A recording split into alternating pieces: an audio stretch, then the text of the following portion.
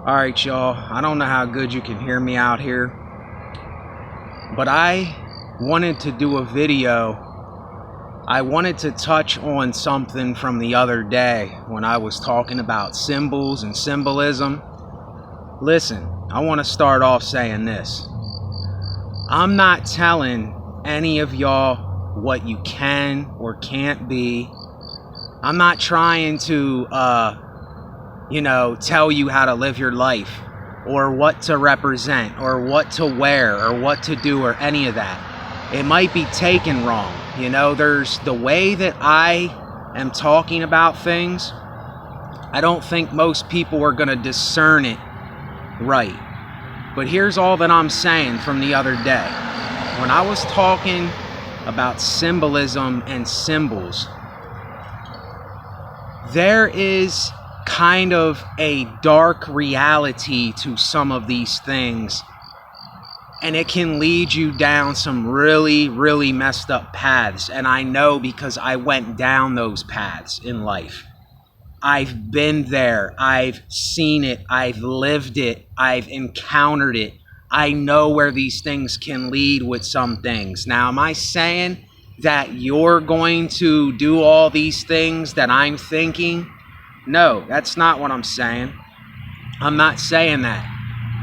But it's kind of like these days, I don't like warning people, but I feel like this guy that was meant to warn people about little things that you might not even think of. You might not know of yet, and I'm not saying, listen, there's symbolism everywhere. There's symbols everywhere. I just made a song called Metaphorical Vampire, and people will think that I'm literally talking about vampirism.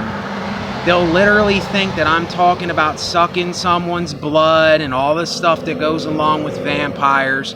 And no, I don't mean that.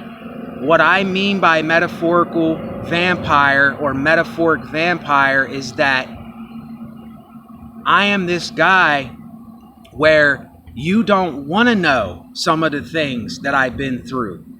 You don't want to go through some of the things I went through. You don't want to be bit. You don't want to become a vampire. See, metaphorically, I'm telling you, you don't want to do some of the shit that I did. I understand people are going to live their lives. They're going to do what they want to do. They're going to do what they do. But sometimes there needs to be someone there to say, hey, listen, y'all. This is what I did. I'm just letting you know in case you get in some situation. Because here's how I see it. The things that you associate yourself with, those things will associate back with you sometimes. And you might not even realize why somebody is doing or saying what they're doing. Because I know that I sound like a hypocrite when I say this, and I feel like a hypocrite because I'm a man. I'm a flesh, blood, and bone man. We're all corrupted kind of by nature itself, even though there are degrees, there are limits to this corruption. There's some people that are way more corrupt than other people. There are some people that they're just absolutely one-minded. They're one-minded. They're on one side of an issue. And I say, if you're so one-minded, how can you know the other side of your mind? Or how can you know the other side of you if you're so one-minded?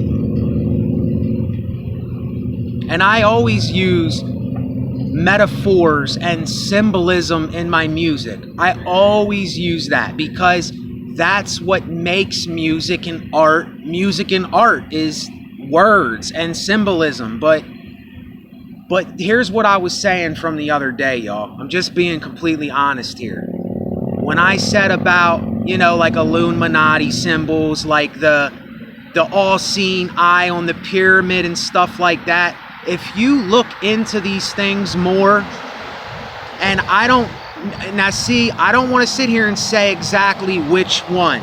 I'm not getting into all that, and I'm not saying that I know for sure. But I know one of them, the one that Aleister Crowley and them say. Now listen, I even agree with some of the stuff that he says. Do what you will. Do what you will, because you're going to do what you do anyway. You can't stop someone from living their life.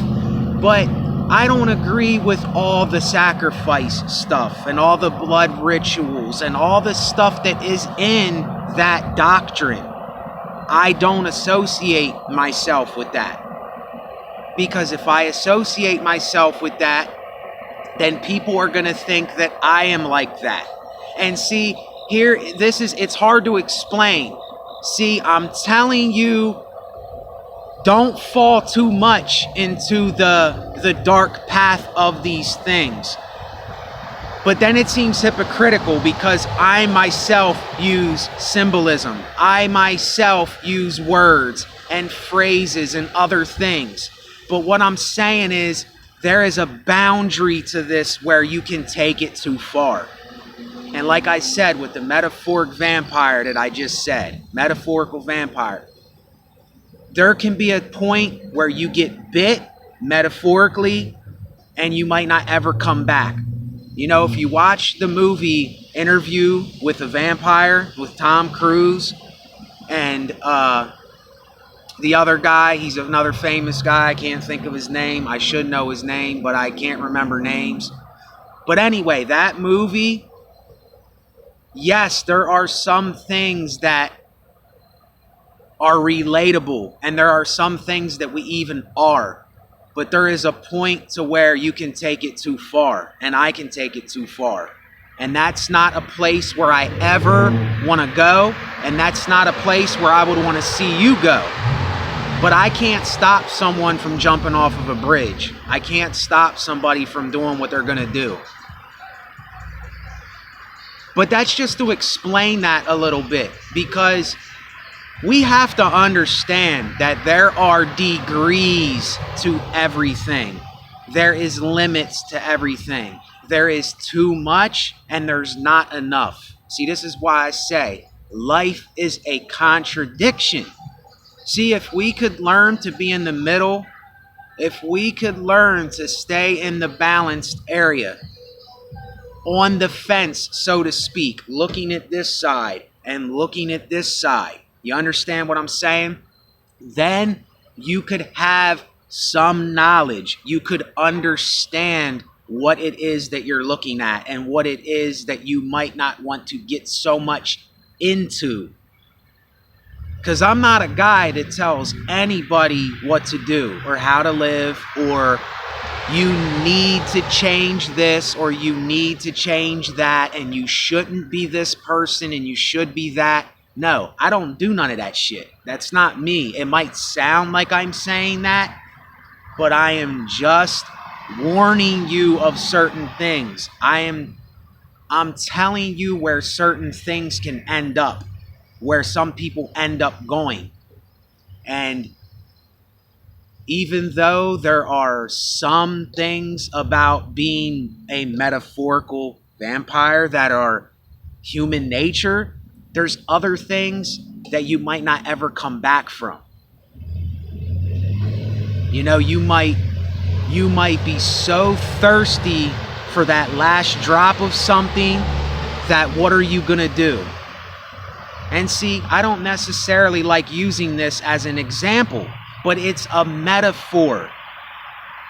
Vampirism means death and disease. And then it also means you showing your weakness and your advantage in life. Just look up the definition of vampire or vampirism. There is metaphors behind everything. And see, sometimes I think we mix up metaphors and real life. And even I do it.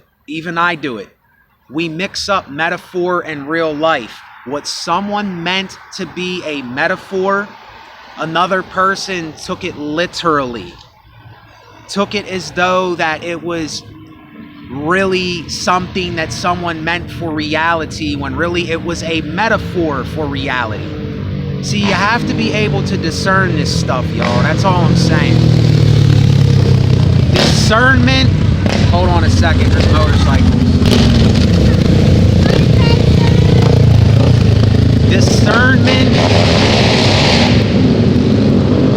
Discernment is key in life. It is a key attribute for you to have in your arsenal, is discernment. Be able to discern what people are doing. And here's what I'm going to end the video on. When we say energy vampires, when we call people energy vampires, you can see that one of two or many ways. When you call someone an energy vampire, maybe that person is looking to come to you because they don't have energy and they might need to talk about something, or they need to let something go and they need you to listen to them. It doesn't necessarily mean that they're trying to take your energy or they're trying to bring you down. See, it all has to do with discernment. And if you can't discern what people are actually doing, then yes, sometimes you're liable to be used. Sometimes you may mistake that for them trying to bring you down along with them, but it doesn't always mean that. You know, it could, sometimes, yes, people could be like, okay, I'm miserable, so I'm going to make this person miserable. But I don't blame them for being miserable. I don't blame you for being miserable. If you're miserable and you have something to talk about, then come and talk about it. Let it be known. Let it out of you. Put it on to me, and then I'll say, okay, do you feel better? Now I have some things that I need to talk about, and let us both feel better. Why down one another? Why do some of the things that we do to other people when we could do it a different way to and among ourselves? See, that's how I see it. It's always a two-way thing with this whole people will take your energy, and there's some people you got to watch being around because they're miserable and misery likes company. Well, yes, misery does like company, because misery maybe doesn't want to be miserable. So it wants someone to be around to maybe pull them out of that misery for a time. Do you see? Do you understand these things? Are you getting what I'm telling you? If you understand for yourself, then there's going to be a time, and this happens, where you're not going to need me anymore.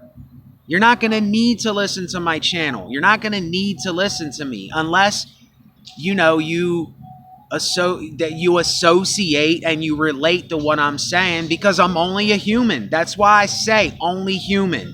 Somebody but nobody, because everything is a contradiction. Do you understand?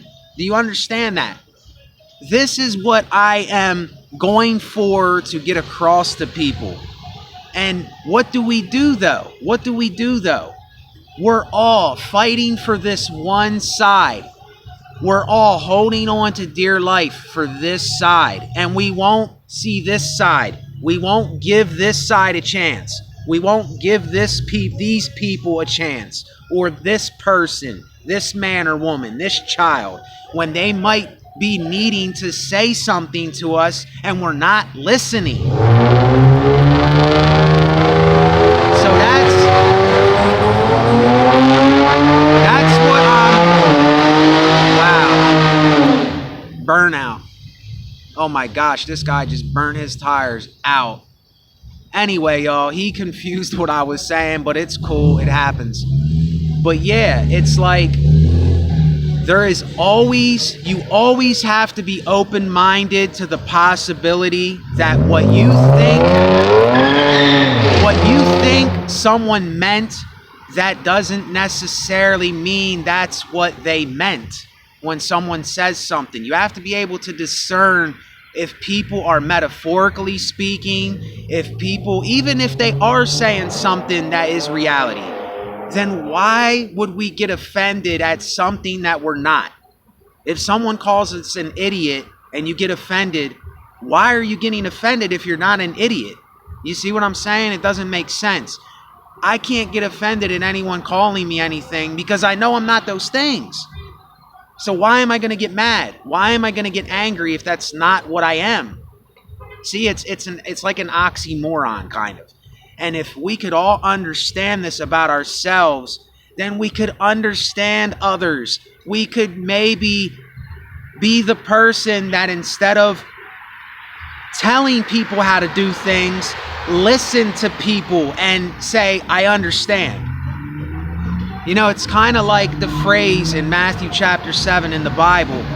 How can you take the speck out of your brother's eye and you didn't take the speck out of your own eye yet?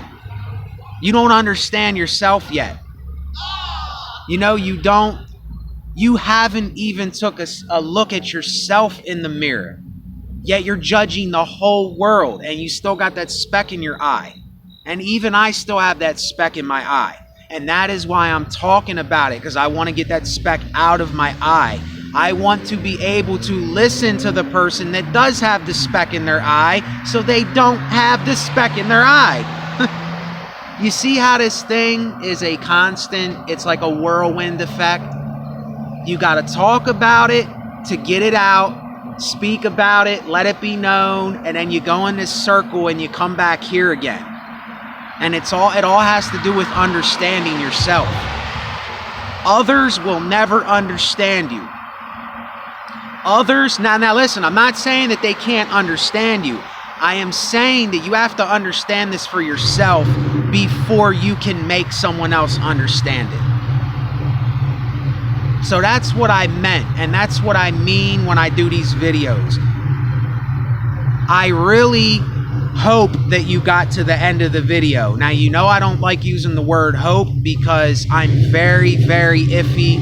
I don't even use that word. I only use it when I'm using it in the context of this, that I hope that you listen to the end of the video because there's something there for all of us to hear. You know? So anyway, y'all, I took a quick walk. I had to get out. There's so much stuff on my mind. I'm about to go in here and get some milk for my coffee and a little bit of food. But yeah, if you carry this with you, you will be able to get through certain situations.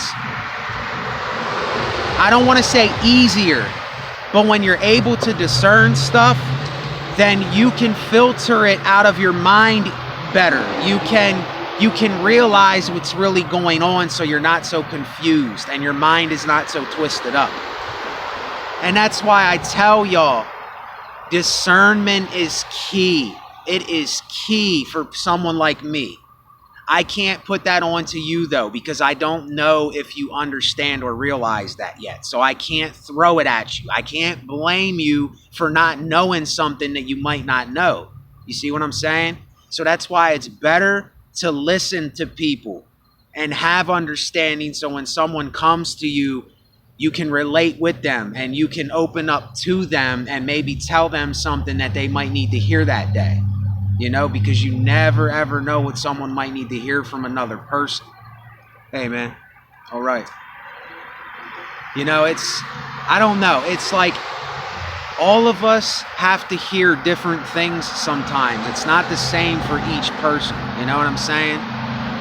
Sometimes just saying anything to someone can completely change the path of their life or where they're going. And it might not, you know? But discernment, remember that, y'all. Discernment, it's really key. So anyway, y'all, I'm gonna let y'all go with that. All the night to you. Remember discernment. Later.